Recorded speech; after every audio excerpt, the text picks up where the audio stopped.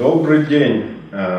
Минувший вторник в президентской администрации прошла встреча вице-президента Бадры Гумба с общественно-политическими организациями республики, в том числе и оппозиционными, на котором озвучена идея о создании некого общественного совета при президенте, где будут обсуждаться те или иные злободневные вопросы, которые возникают в нашем обществе, они возникают регулярно.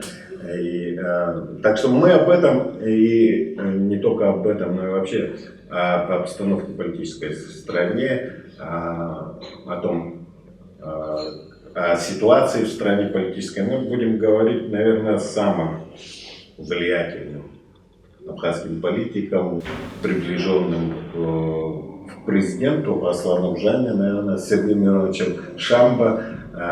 Сейчас он возглавляет и является исполнительным секретарем Совета Безопасности, но тем не менее, в общем-то, он и без кресла всегда был самодостаточной фигурой. Так вот, Сергей Миронович, все-таки вот эта идея создания консультативного совета или общественного совета при президенте реально какую цель преследует? И возможно ли вообще вот что-то вот сегодня при нашей разобщенности внутриполитической собрать за одним столом у президента вот весь этот абхазский спектр политический?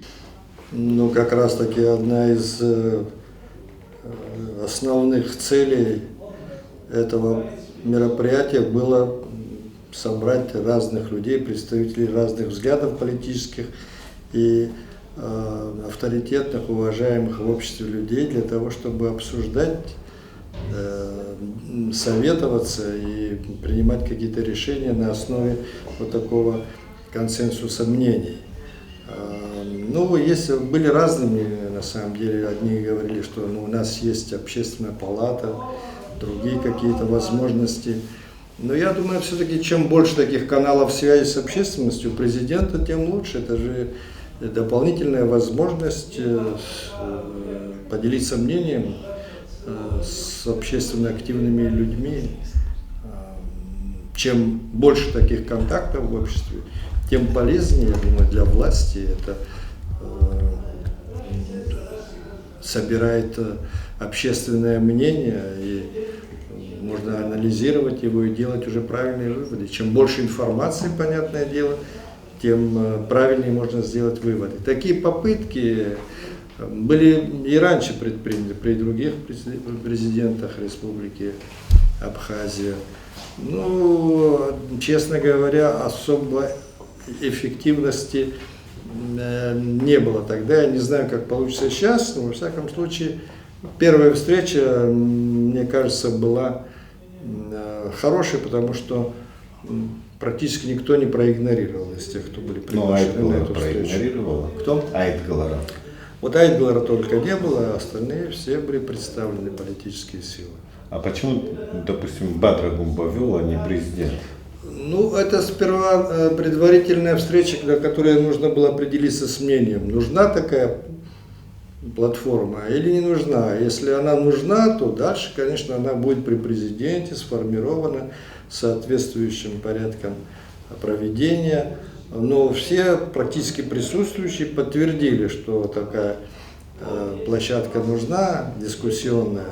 Ну, были там разные предложения, которые, с моей точки зрения, тоже достойны того, чтобы подумать над ними. Так, в частности, было сказано, что по отраслям как-то разбить группы, чтобы там, скажем, экономический был блок, там политический был блок, там вот, культурный и так далее. Ну, в этом есть рациональное зерно, конечно. Там были представители АРУА, которые предлагали сделать совет такой, где были бы политические силы, политические партии и общественно-политические организации. Тоже можно думать над этим. Так что вот эта первая встреча, она дала какой-то такой импульс для того, чтобы осмыслить ситуацию и дальше сформировать такой орган, которым будет в котором будет председательствовать сам президент.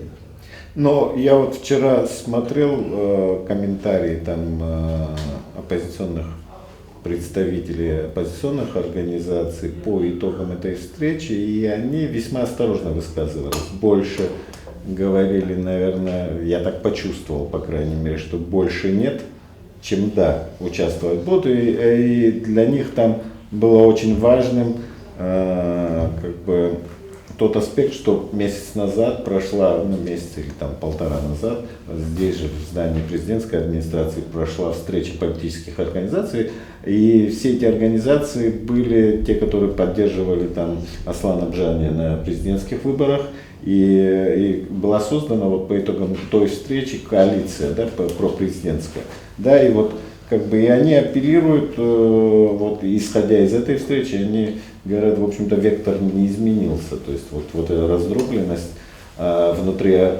политическая в Абхазии, она как бы сохраняется, и нас как бы, в общем-то, для Близиру показывает, то есть им кажется, что они будут в чем-то использованы. Ну, я не думаю, что можно сделать какую-то политическую такую силу объединенную, в которую будут входить и оппозиция, и провластные. Все-таки в стране должно быть две силы. Я как раз таки всегда был за то, чтобы в стране была и конструктивная оппозиция, хорошо подготовленная, и, конечно, должны быть и сторонники власти, поэтому тут ничего удивительного я не вижу, ведь и оппозиционные силы тоже будут объединяться, и они объединяются в какие-то там... И всегда это происходило у нас, перед выборами особенно. Но у нас всегда были две силы, но вы как-то можете отличить одну силу от второй? По повестке. Вот сейчас мы как раз подходим к тому, о чем я говорю больше 20 лет. О том, что нам нужно все-таки создать нормальную политическую ситуацию в стране, где конкурировали бы политические идеи, политические программы, а не отдельные личности. У нас все-таки сегодня все политические силы, они представлены политическими лидерами, и люди ориентируются на людей конкретных, а не на каких-то их программ или на какие-то идеи. Это, ну, возможно, это какой-то период нашего роста, мы все-таки тоже молодое государство строим, надо пройти через определенные этапы. Так что это тоже неудивительно, но давно пора, с моей точки зрения, подойти к тому, чтобы сформировать нормальную политическую систему, в которой бы боролись бы за власть две силы. Провластная, то есть власть и оппозиция. Они меняли друг друга. У нас уже это происходит. Не всегда это происходит конституционным путем. Бывают всякие у нас и перегибы. Это тоже будем относить, ладно, к периоду роста нашего. Но уже пора все-таки формировать, наверное, если не получается снизу, сформировать сверху политический ландшафт, в котором будут конкурировать партии. Для этого нужно сделать, чтобы выборы в парламент были по партийным спискам, чтобы в парламенте фракции сформировались, вот, и тогда будет реальный контроль над исполнительной властью. Сегодня что происходит? Сегодня люди приходят в парламент, они не хотят быть связаны с партиями, потому что когда они связаны с партией, они могут получить голоса соседей, родственников, там, по всяким другим известным нам методам проходят выборные кампании. Кому-то асфальт проложат, кому-то трансформатор поставят, как известно. Вот. Ну и почему они не хотят быть связаны с партийной программой, с партией? Почему? Потому что у них здесь свобода маневра есть, они могут договариваться с исполнительной властью, какие-то конкретные свои вопросы решать. Я за всех не хочу говорить, но очень многие мы видели, приходили в парламент для того, чтобы решать своими какие-то вопросы. С такими людьми легче власти договариваться. Поэтому я вообще-то за то, чтобы парламент контролировал исполнительную власть. Пока не будет реального контроля над исполнительной властью, мы не можем говорить о том, что мы можем эффективно бороться с теми нарушениями, которые совершаются в в исполнительной власти, это и коррупция, и всякие другие. Любая власть, которая неконтролируемая, она все равно будет пользоваться своим положением. Но вы знаете, мы вот то, что вы сейчас говорите, мы уже не первый год говорим, да, и тот же нынешний президент на выборах там шел с большой такой повесткой реформаторской. Да. И предыдущий президент Рауль Хаджиба тоже шел с большой повесткой реформаторской, однако возле ныне там. Сейчас тоже уже практически год прошел. Что вы могли бы сказать, вот, что в принципе вот мы начали реформировать или вообще приступили ли к каким-то реформам? Я понимаю, что создана Конституционная комиссия, очередная. Первая комиссия была еще при президенте Багапше создана, и уже 15 лет прошло. И мы до сих пор как бы топчемся. Что, в общем-то, сейчас мешает нам провести какие-то реформы? Ну, хотя бы вот эту политическую реформу, реформу системы управления. Это же все-таки, наверное, президентский вопрос. Вот концепция, выборная программа, выборная концепция. Почему в обществе не видят результатов, да, о которых вы говорите? Именно потому, что для того, чтобы реформы провести, нужна большая подготовительная работа. Вот Конституционная комиссия, с моей точки зрения, она не должна сейчас все перелопатить, всю Конституцию. Она должна постоянно действующей быть для того, чтобы постепенно вносить какие-то коррективы по мере развития нашего общества. Это естественно, любая Конституция, это не священная корова, она, время меняется, жизнь меняется, и нужно вносить какие-то поправки. Вот для этого нужна эта Конституционная комиссия. Я возглавляю тоже определенные рабочие группы, вот, например, по реформированию правовой системы. У нас большое количество материалов, но знаете, в чем дело? Дело в том, что у нас в законодательстве все так перепутано, что сейчас, чтобы коснуться изменений в какой-нибудь закон, нужно вносить поправки в целый ряд других законов. Все это надо упорядочить. Что касается реформирования правовой системы, борьбы с коррупцией, с организованной преступностью, у нас наработано большое количество материалов, которые мы вот, на последней встрече с президентом поручение такое имеем, вот до мая месяца внести в парламент целый ряд таких законов. Сколько они будут там находиться, там есть некоторые необходимые законы, которые давно тоже лежат, их надо подтолкнуть, они тоже не могут быть приняты, потому что, как я сказал, нужно вносить изменения в целый ряд законов. Тут им пытаемся мы помочь в этом деле. Почему я говорю, что до мая мы должны собрать весь этот большой материал и передать в парламент. Ну, работа идет. Конечно, люди хотят увидеть быстрых результатов. Но быстрые результаты делаются только когда революция происходит. А здесь мы хотим эволюционным путем достигнуть развития, во всяком случае создать условия для развития нашей страны. Потому что для нас единственная и главная цель сегодня для Абхазии – это развитие. Но вот вы говорите о том, что занимаетесь правовыми вопросами, в том числе там, касающихся коррупции. Да? Но мы не только это, у нас я в нескольких группах, которые по военным, ну все, что касается безопасности, хотя безопасность страны это такое широкое понятие, всего касается. Ну, я думаю, все-таки вот в контексте, вот последние там 2-3 недели очень активно там обсуждается тема коррупции и так далее, и поводом стало вот как бы вот уголовное дело против руководителей республиканской больницы. Тем не менее, вот, мне кажется, все-таки как-то шума очень много,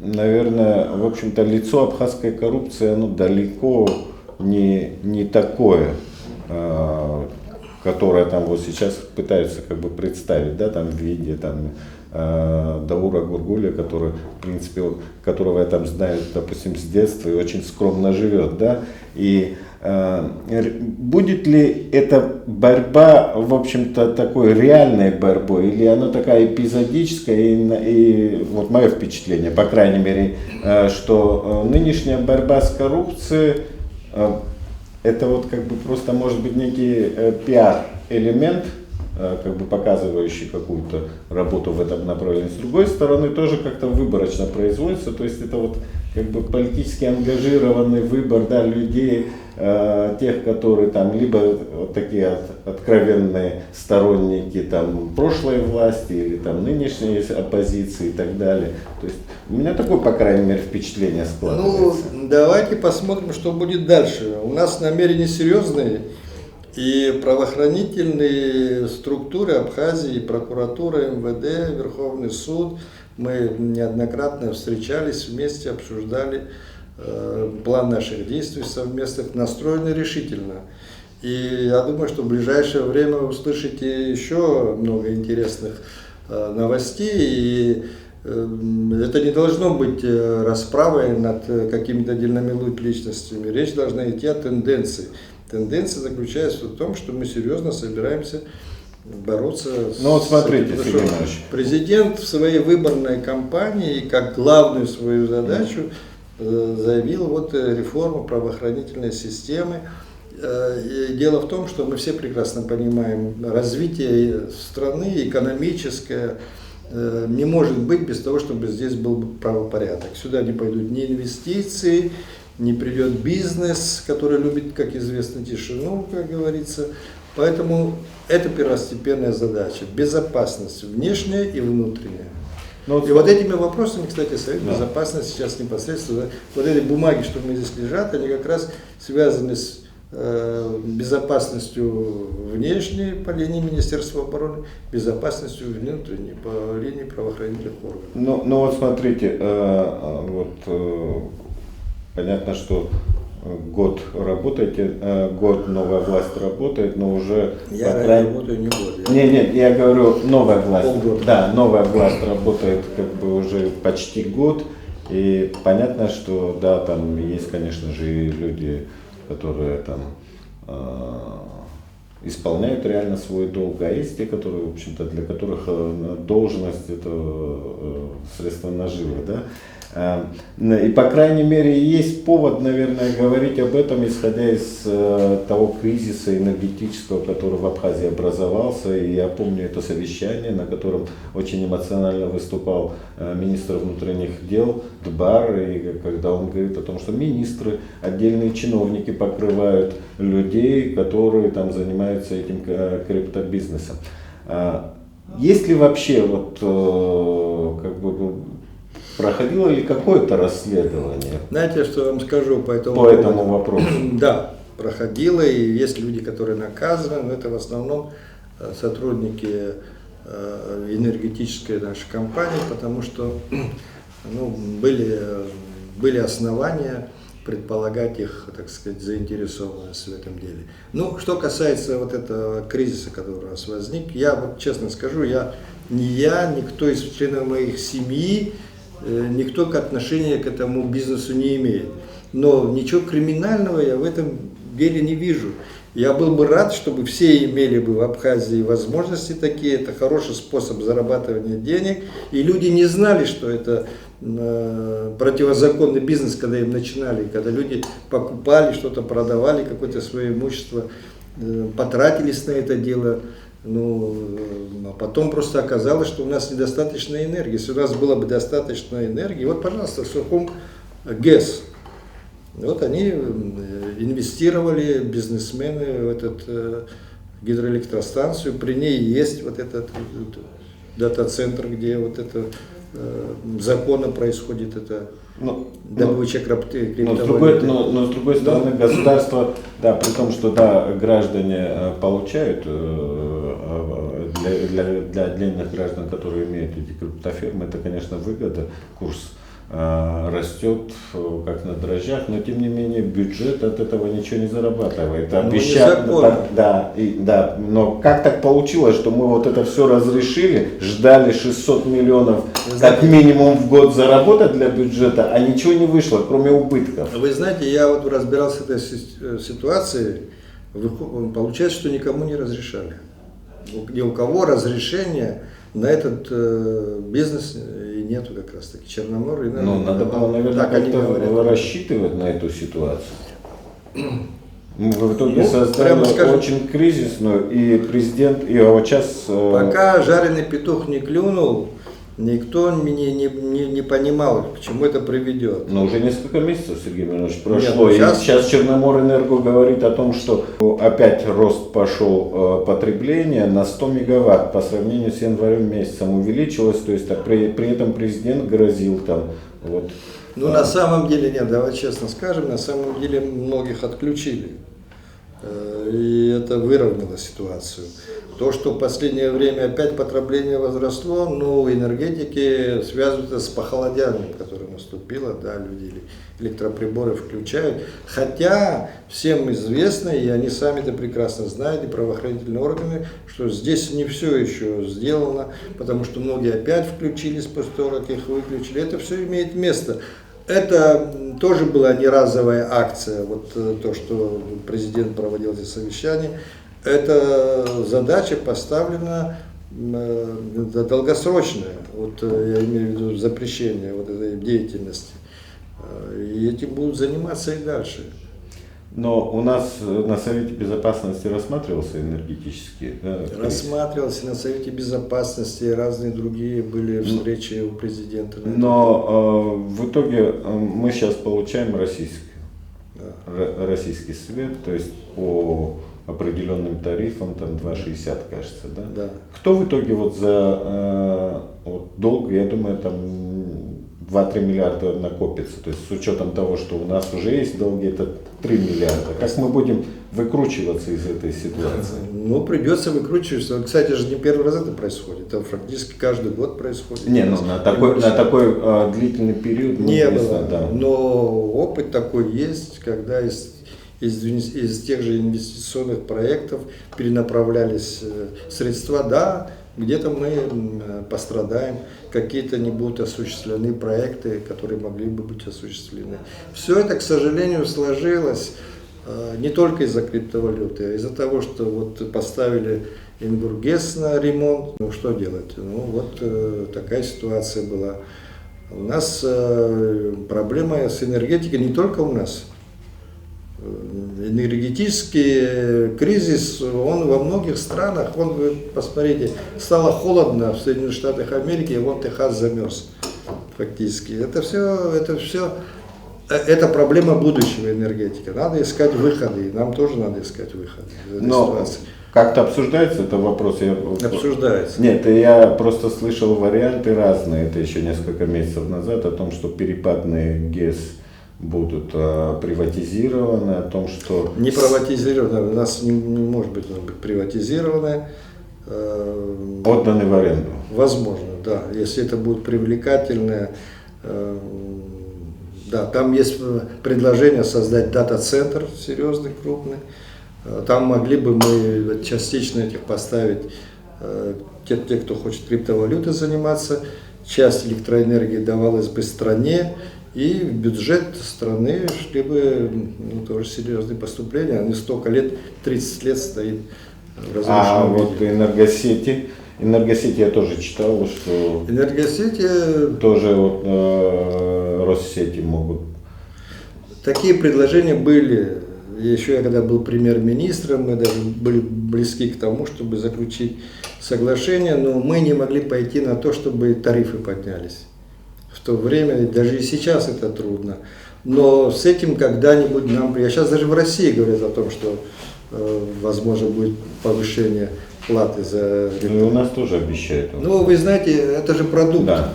За любой продукт надо платить. Ну, 40 копеек. Вот мы жалуемся на качество электричества, энергоснабжения. Но за эти деньги, которые мы платим, а половина вообще и не платит, У нас прекрасное энергоснабжение, можно сказать, потому что такие деньги, 40 копеек, такого нигде нет. Поэтому, если мы хотим иметь качественное энергоснабжение, конечно, нужно будет думать в будущем. Но как людям? Ну, во-первых, нужно тем, кто не платит, решить вопрос, это поставить счетчики необходимо. То есть эту систему нужно упорядочить. Люди, если хотят электроэнергию, за это надо платить. Платить нужно столько, чтобы она была эффективной. Сергей Миронович, вот вы сказали, что курируете вопросы правопорядка и так далее, там, в том числе и борьбы с коррупцией. Но у нас, у чиновников любых, вплоть до президента, крайне низкие зарплаты. Вот у вас сколько? У вас, наверное, 1012-13. Нет. Я получаю... Но вы с пенсии еще получаете. За то, что я профессор, я получаю за то, что я чрезвычайный полномочный посол, это пожизненный ранг. Я получаю столько, сколько мне достаточно лично мне для жизни. Но у меня жена бизнесом занимается. Она еще в советское время закончила институт советской торговли. Сергей Миронович, это у каждого сейчас министра, там, крупного чиновника, кто-то из членов семьи обязательно занимается бизнесом. Но тем не менее, это же ненормально, когда чиновник, который там ставит подпись под какими-то документами о сделках, с многомиллионными сделками, когда чиновник получает 10 тысяч рублей. Об этом никто же То не есть спорит. сегодня, в принципе, в реальности можно там уголовное дело по любому чиновнику заводить. Знаете, Ли Куан Ю, такой известный, деятель, как они боролись с коррупцией. Вот они назначали чиновников, и они сделали так, чтобы кто-то из членов семьи мог иметь свой бизнес, чтобы содержать семью, чтобы ему не приходилось воровать. Понимаете? Поэтому многие у нас чиновники, в обществе такое мнение, что все чиновники у нас воруют. Да, подавляющее большинство вообще не имеет доступа. Но все равно это к этому. Зарплата приближена к прожиточному минимуму. Вот мне очень сложно было бы там, я не знаю, прожить на 11 тысяч рублей. Это практически невозможно. То есть у нас в реальности государство говорит чиновнику: вот у тебя кресло, вот у тебя печать, зарплаты никакой, аги сулхоаха. Но я понимаю, что невозможно сейчас зарплаты добавить, но, наверное, зарплаты можно добавить за счет резкого сокращения этого огромного бюрократического аппарата. Знаете, рассматривается ли этот вопрос? Да, рассматривается. Я сам, когда был премьер-министром, очень так рьяно взялся за эту тему. Потом, когда финансисты наши со мной сели, сказали: Сергей Миронович, вот мы выкинем этих людей с работы, выиграем, это оказалась не такая уж большая сумма, чтобы это решило бы серьезную проблему, а людей мы оставляем без работы. Здесь нужен целый комплекс мер. Тех людей, которых мы сокращаем, это все-таки люди, которые там имеют специальности, там заканчивали вузы, что-то такое, молодые. У нас же в основном молодые люди в большинстве своем работают везде. Надо, значит, найти вот это, опять же, тот же какой-нибудь маленький свой бизнес. Я тоже вот уже после 97 года, когда я на Тайване побывал, я с этой идеей все время ношусь о том, чтобы развивать малый бизнес у нас в Абхазии, чтобы каждая семья имела свой маленький бизнес. Но никак мы не можем найти возможность для того, чтобы когда-то вот была создана при президенте кредиты давали, президентские под 6% туда давали. Но неправильно тоже все это было тогда это сделано. Еще при Багапше. Да, при Багапше. Неправильно это сделано было. Это разгосударствление происходило, собственность, которая принадлежала государству, раздали людям, но взамен должны были получить то, что принесло бы еще большую пользу для этого общества. А это не получилось так. Но это единственный путь для того, чтобы серьезно сокращать людей. Я понимаю, что это большая нагрузка для всего общества, которое работает. Но еще раз говорю, что даже эти сокращения, они картину в целом не изменят. Вот в чем проблема. Ну, Хотя я за то, чтобы... но все равно конечно, у нас были- огромный бюрократический аппарат. Вот если посмотреть, Вот. все здания, которые достались, административные здания, которые нам достались от Советского Союза, а это ну, по крайней мере, в этой автономной республике была куча всяких предприятий, заводов, фабрик и так далее. То есть была все-таки экономика и так далее, но вот все эти административные здания, они задействованы. Более того, мы еще арендуем там во всяких этих офисных центрах для госструктур помещения. Но это, наверное, уже как бы слишком. Когда в реальном секторе экономики людей практически нет. Но мы же да. стали независимым государством, у нас обязательно... Но насколько это эффективно все-таки держать огромный бюрократический аппарат, который... Это на целый себя ряд накопившихся проблем. Вот посмотрите, давайте начнем с того. У нас проблемы были при Хаджимбе, при Анквабе, при Багапше, сейчас при Бжане, но они не решаются, они же идут, как бы передаются с этим пакетом документов, дел и так далее, со всеми атрибутами этой власти передаются, остаются, накапливаются. Но мы говорим о том, что это нужно, но ВОЗ и ныне там. Почему так происходит? Вот почему это так происходит, потому что, еще раз говорю, у нас нет развития экономического. Вот эти люди сегодня, которые заканчивают вузы, а у нас, посмотрите, сколько людей учатся в университете, в одном, во втором университете, сколько мы получаем целевых мест в российские вузы ежегодно. Эти же люди каждый год заканчивают, приезжают с высшим образованием специалисты в разных отраслях. Куда их девать? Если бы развивалась бы экономика, если бы развивался бы бизнес, эти люди находили бы себе место не обязательно в государственных структурах. Но этого нету. Почему этого нету? Потому что у нас нет правопорядка, и мы не можем обеспечить доступ инвестиций иностранных. И вот мы возвращаемся к тому, с чего мы начали, что нам нужно в первую очередь обеспечить в стране правопорядок и безопасность, что привлечет сюда, с нашей точки зрения, капитал внешний. Начнет развиваться экономика, будет потребность в рабочих местах. Вот почему я говорю, что все взаимосвязано настолько. Не знаю, по мне кажется, что учитывая, что зима заканчивается, там впереди там весна, да, это тоже для бюджета всегда трудное время, но тем не менее там потом лето идет, и за эти, допустим, если бы государство там сократило бы и сохранило бы зарплаты людям этим на полгода, я думаю, за полгода они, наверное, что-то нашли бы. Нет, это легко сказать, что нашли бы. Нашли бы, еще раз говорю, найти смогут, когда будут предложения. Рабочие места будут. А рабочие места могут быть. Вот Тамыше сейчас строят объект. Сразу появилось немалое количество рабочих мест для окружающих сел. Вот, но это что же за это последнее вот время это единственный фактически серьезный проект, более не менее серьезный для наших масштабов. Но это же тоже уже, это же не какая-то тенденция складывается. Вот такая это при каждом президенте был разовый какой-то проект. Я думаю, я думаю, у нас такое мнение.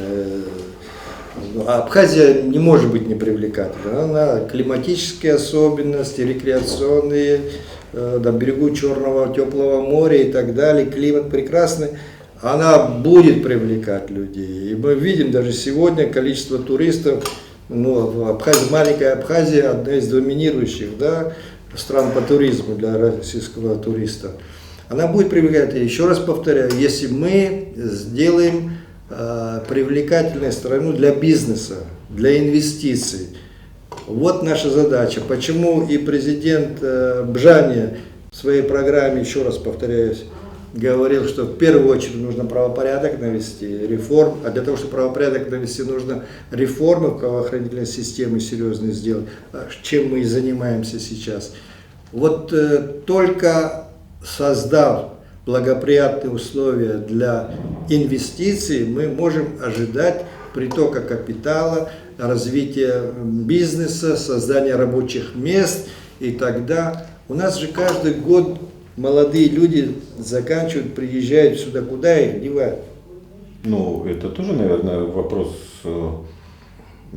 планирования. Конечно, планирование, но а вот если будут развиваться какие-то отрасли, бизнес опять тот же, мы все время в это упираемся. Тогда понадобятся специалисты в такой-то области, вот туризма области, нужны специалисты. Ну какой срок вот по, допустим, по правовым вопросам? В мае мы должны передать целый пакет законопроектов в парламент.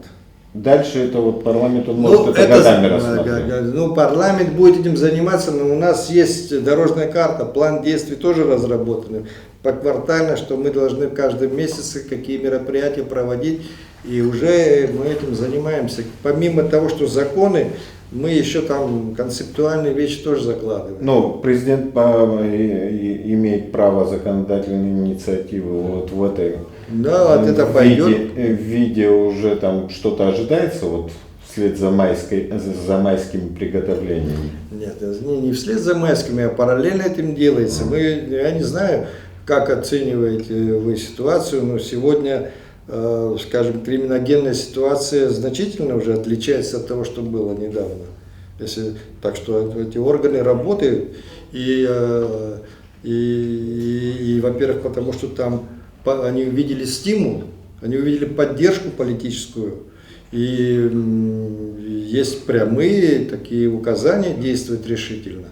Ну, я одного домушника знаю, он продолжает? Сейчас он говорит, я майнингом занимаюсь.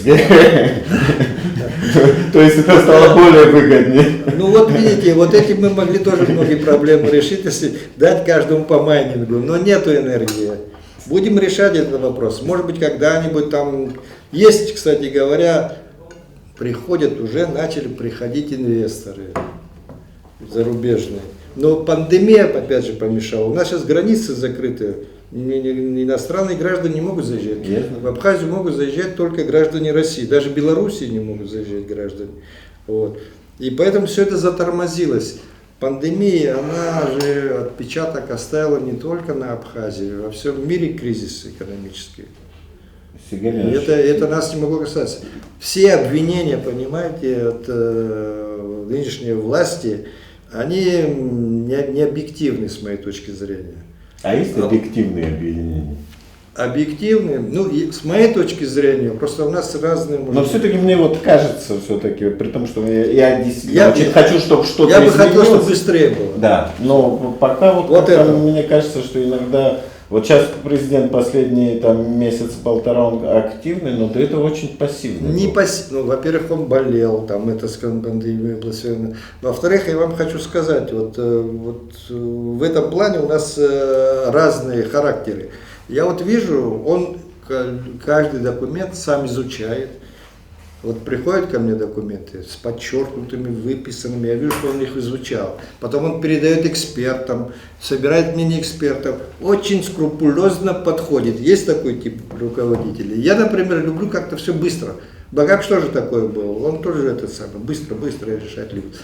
Этот президент, я не знаю, кто-нибудь обидится или нет на меня за откровения такие, буквально. Он глубоко вникает в проблему. Я не знаю, может быть это... Знаете, если говорить о том, что нужны серьезные реформы, а не поверхностные действия, наверное, нужно серьезно к этому подходить, потому что можно же наломать дров на самом деле. Я сам от многих своих взглядов отказался. У меня были когда-то, я очень громко об этом говорил, перейти на парламентские формы управления. Кстати, я это говорил, когда еще в Грузии не было, в Армении. Сейчас я, например, отказался. Кстати говоря, умение менять свое мнение, это неплохая черта, как некоторые думают. Как раз таки только дураки не меняют свое мнение. Я очень многие вещи пересматриваю тоже, конечно, в соответствии с тем, что у нас тоже меняется ситуация. Не могу не спросить вас, в общем-то, человека, который долгие годы возглавлял МИД, и я, в общем-то, приложил руку к определению нашей внешней политики про Нагорный Карабах, итоги этого. этой войны Нагорного Карабаха, как они вообще отразятся на нас? Ну, знаете, какие-то в общественном мнении могут иллюзии возникать. В грузинском, например, обществе может появиться мнение, что можно абхазскую проблему также решить, как в абхазском обществе у части населения тоже может быть опасения, могут, что у нас тоже может быть война. Но объективно, с моей точки зрения, серьезно это не на нашу ситуацию, в худшую сторону не должно повлиять. Я думаю, что могло бы повлиять даже в лучшую сторону. Почему? Объясняю. Ну, вы видите, после этого конфликта карабахского начали открываться коммуникации. И усиливалась еще и роль Турции в регионе. Ну, роль Турции, она и так усилилась бы, потому что Азербайджан, это один народ. Они на одном языке говорят. Азербайджан, Турция, Азербайджан, Туркмения, это же все агузы. Вот, ну, заговорили о сотрудничестве этих государств. Но давайте говорить, ну, если придет понимание того, что хватит жить в конфликте, давайте строить мирный Кавказ. А для того, чтобы строить мирный Кавказ, да, давайте торговать, сотрудничать, взаимодействовать, открывать коммуникации. Вот эта эрдогановская идея, она как-то нас касается? Нет, ну они, естественно, нас не касаются. Нет, но как-то по каким-то каналам они... Нет, ни по каким каналам это не обсуждается. Сейчас, если опять начнется критика, ну, я считаю, что со временем придет к тому, что все должны будут. Если у нас идет регион по пути мирного развития, если сознание, ну, мне кажется, что начинает меняться сознание. Если уже Армения и Азербайджан начинают открывать коммуникации между собой, то это может быть начало новых отношений на Южном Кавказе, вообще на Кавказе. Если такое будет происходить, мы можем только извлечь пользу из всей этой ситуации. Опасения того, что может произойти с нами тоже, что с Карабахом у нас не одинаковая ситуация. У нас стратегический союз с Россией. Многие наши даже политики очень часто путают, говорят о том, что у нас с Россией стратегическое партнерство. Нет, у нас с Россией стратегический союз. Это значит, что в случае войны Абхазии... Но она является и гарантом нашей безопасности. Если Абхазия столкнется с агрессией военной, то Россия вступит на стороне Абхазии. Вот. Это называется союз стратегический. Ну и у нас обязательства другие друг перед другом. У Карабаха не было с Россией таких обязательств, чтобы Россия вступила из них. Ну вот в контексте этих, опять же, открытия новых коммуникаций там, между Арменией и Азербайджаном, опять актуализировалась тема железной дороги. Наш парламент там обратился о том, чтобы возобновить это сквозное сообщение. Насколько этот сигнал, он как бы был принят? Какая-то обратная реакция есть, там, я не знаю, там, с Тбилиси, с Москвы и так далее? Ну, то, что было в Москве... Понятно, что армян это всегда как бы... Вопрос-то это давно стоит. Да. Но нерешаемо стоит. И еще когда я был министром иностранных дел, этот вопрос обсуждался. Он нерешаем был, ну я уже об этом говорил, но сейчас еще раз повторю. Он нерешаем был с моей точки зрения, потому что не было желания решать. А сейчас есть желание? А почему не было решения желать? Сейчас я объясню. Не было решения решать у грузинской стороны. И я это объясняю тем, что здесь геополитические интересы великих стран ключевое значение имели. Россию в тот период отсекали от региона Южного Кавказа. Ведь коммуникации, это кто владеет коммуникациями, тот владеет регионами. Много раз это повторял, истину геополитическую. Россию отсекали и открывали новые коммуникации по направлению восток-запад. Вы знаете, Баку-Джейхан, нефтепроводы, железная дорога. Ну, Грузия Всё это- стала в тот период монополистом фактически Да. в регионе. Да, Россию отсекали Да, от этого региона, поэтому и там и влияние Турции усиливалось в связи с этим и так далее. Но сейчас, когда Пошли Всё равно- обходные пути. все равно дорога открылась, Россия все равно выходит на Южный Кавказ, может быть, актуальность этой темы отпадает, возможно.